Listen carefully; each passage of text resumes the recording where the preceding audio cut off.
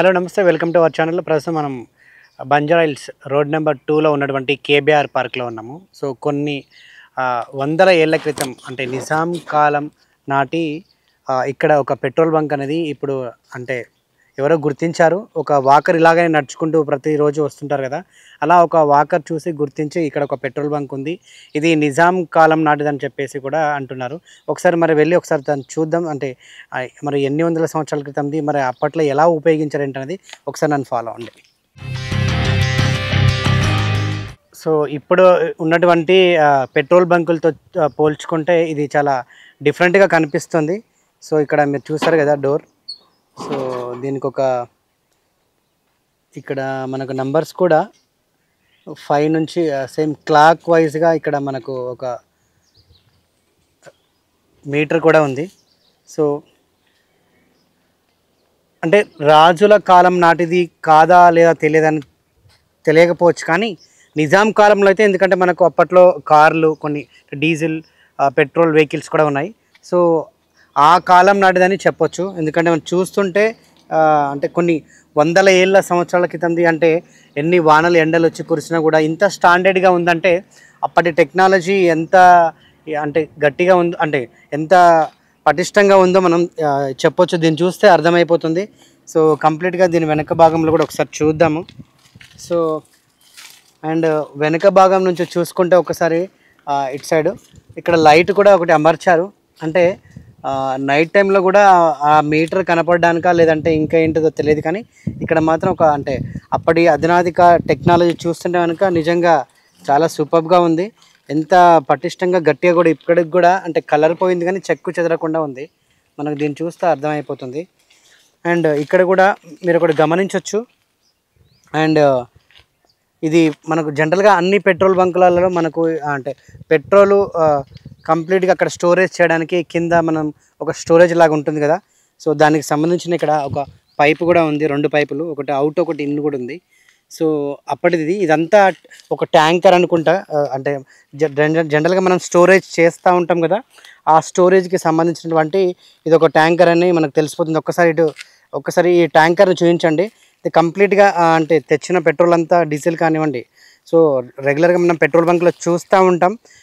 కంప్లీట్గా ఒక ట్యాంకర్ లాగా ఇక్కడ అమర్చి దానికి ఒక చిన్న డోర్ లాగా, అదేవిధంగా పైప్ లాగా ఉంటుంది. సో అదే మాదిరిగా ఇక్కడ కూడా మనకు ఒక ట్యాంకర్ లాగా ఇక్కడ అమర్చారు. సో ఇంకా లోపలికి పోతే అంటే ఇంకేమేమి ఉంటాయో కూడా తెలియదు. ఎందుకంటే ఇది రెగ్యులర్గా వచ్చే వాకర్ ఒక అతను చూసి అరే ఇక్కడ ఏదో ఉంది అన్నట్టుగా వచ్చి ఆయన చూసేసరికి ఇక్కడ ఒక పెట్రోల్ బంక్ సంబంధించినటువంటి ఒక స్టేషన్ లాంటిది ఇక్కడ ఉందని చెప్పేసి కూడా ఆయన గుర్తించడం జరిగింది. దాన్ని చూసి ఇప్పుడు సోషల్ మీడియాలో ఒక్కసారిగా అందరూ కన్ను దీని మీద పడింది. మరి ఇక్కడ ఏంటి నిజంగా ఇంకా ఈ కేబీఆర్ పార్క్లో ఇంకా నిజాం కాలం నాటి, రాజుల కాలం నాటివి ఇంకా ఎన్ని ఉన్నాయి అనేది కూడా ఇప్పుడు అందరికీ కూడా అంటే అదొక ఇప్పుడు రీసెర్చ్ లాగా అయిపోయింది. ఇంకా ఇటువంటి చాలా ఉండొచ్చు వేరే పార్కులలో. అండ్ కంప్లీట్ మన భాగ్యనగరంలో కూడా ఇంకా ఈ కేబీఆర్ పార్క్లో అంటే ఇటువంటి పెట్రోల్ బంకులు కాదు, ఇంకా ఏమన్నా ఉన్నాయా అధునాతిక టెక్నాలజీతో రూపొందించినటువంటి ఇటువంటి ఏదైతే పెట్రోల్ బంకు లాంటికి సంబంధించినవి కావండి, ఇంకా ఇతర కానివ్వండి, ఇంకా చాలా ఉండొచ్చేమో. ఒకసారి గట్టిగా లోపల దీనిలో రీసెర్చ్ చేస్తే కనుక ఇటువంటి చాలా బయటపడే అవకాశాలు కూడా కనిపిస్తున్నాయి. సో ఒకసారి దీన్ని చూద్దాము. నిజంగా అంటే ఇది మరి మేడ్ ఇన్ ఏంటిదో తెలియదు. ఒకసారి ఇక్కడ పక్కన ఏమన్నా దీనికి సంబంధించినవి ఉంటే చూద్దాము. సో ఇక్కడ ఇటు సైడ్ ఇక్కడ మీరు చూడొచ్చు, సంథింగ్ రాసింది లండన్ అదే చెప్పేసి. ఇక్కడ మీరు ఒకసారి జూమ్ చేయండి. జూమ్ చేస్తే క్లియర్గా మనకు అర్థమైపోతుంది.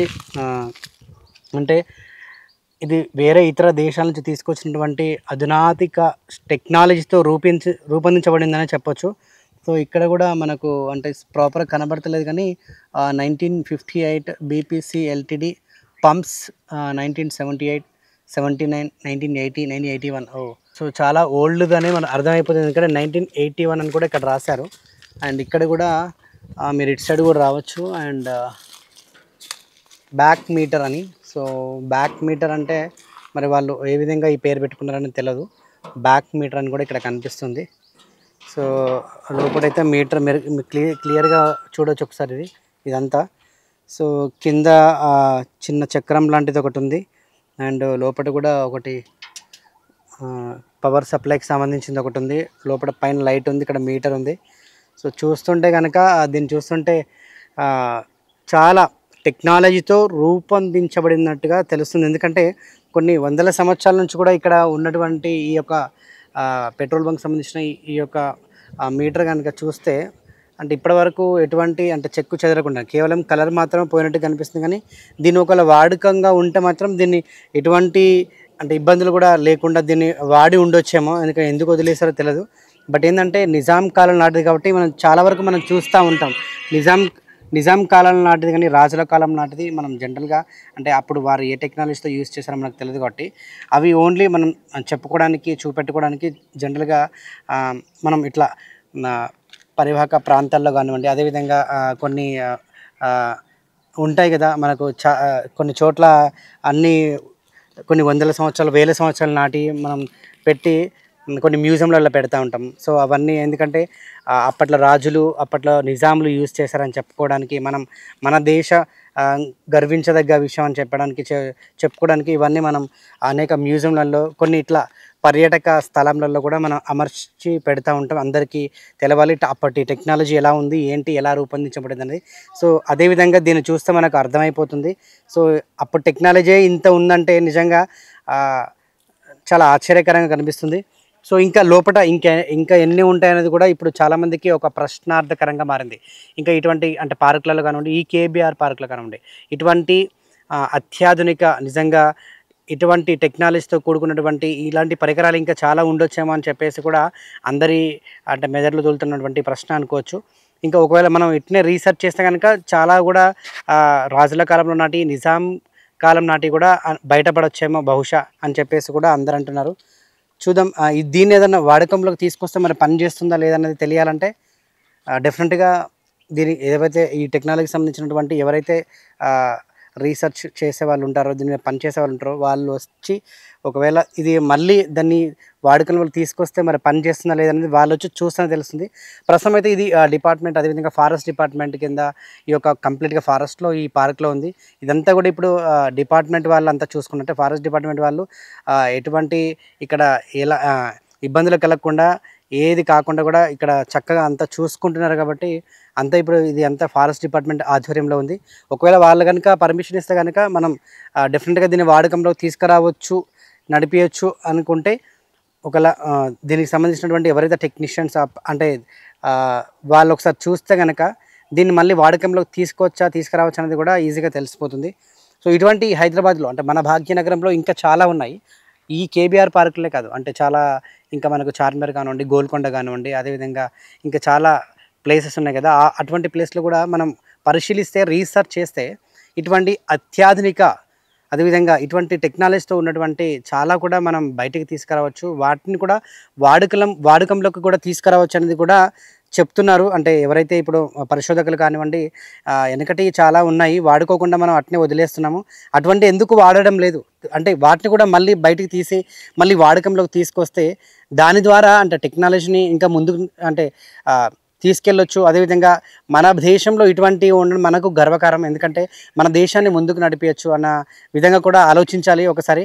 ఇటువంటి అంటే ఏదైతే మనకు ఇంకా చాలా ఇతర స్థలాల్లో కానివ్వండి అంటే ఏదైతే పర్యాటక స్థలాల్లో ఇటువంటి చాలా చాలా టెక్నాలజీతో కూడుకున్నటువంటి అత్యాధునిక టెక్నాలజీతో ఉన్నటువంటి ఇటువంటి చాలా ఉంటాయి కాబట్టి ఒకసారి ప్రభుత్వం కూడా వీటిని అంటే గుర్తించి మళ్ళీ బయటకు తీస్తే వీటిని ఉపయోగిస్తే ఎటువంటి ఉపయోగం ఉంటుంది నిజంగా దీని ద్వారా అంటే మన దేశ అభివృద్ధి కూడా ఇంకా ముందుకు తీసుకెళ్ళవచ్చు అనే విధంగా కూడా ఆలోచించవచ్చు. ఒకసారి ప్రభుత్వం కూడా దీన్ని దృష్టి సారించాలని చెప్పేసి మా ఒక మీడియా ముఖంగా కూడా మేము కోరుకుంటున్నాము.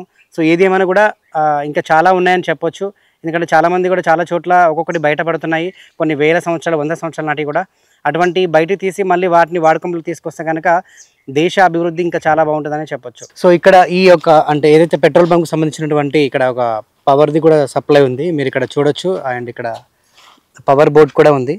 మేబీ అంటే ఇక్కడ పవర్ బోర్డు అక్కడ పెట్రోల్ బంక్ అంటే అంటే నిజాం కాలంలో ఇక్కడ అంటే ఏమన్నా రోడ్డు ఉండొచ్చేమో మేబీ, అంటే ఇక్కడ పెట్రోల్ కొట్టించుకొని వెళ్తుండే వాళ్ళేమో, మేబీ ఇక్కడ నుంచి కూడా వాహనాలు వెళ్తుండేమో అలా కూడా మనం అనుకోవచ్చు. ఎందుకంటే వందల ఏళ్ల క్రితం కాబట్టి చాలామందికి తెలియకపోవచ్చు ఇక్కడ రోడ్డు ఉందా లేదంటే.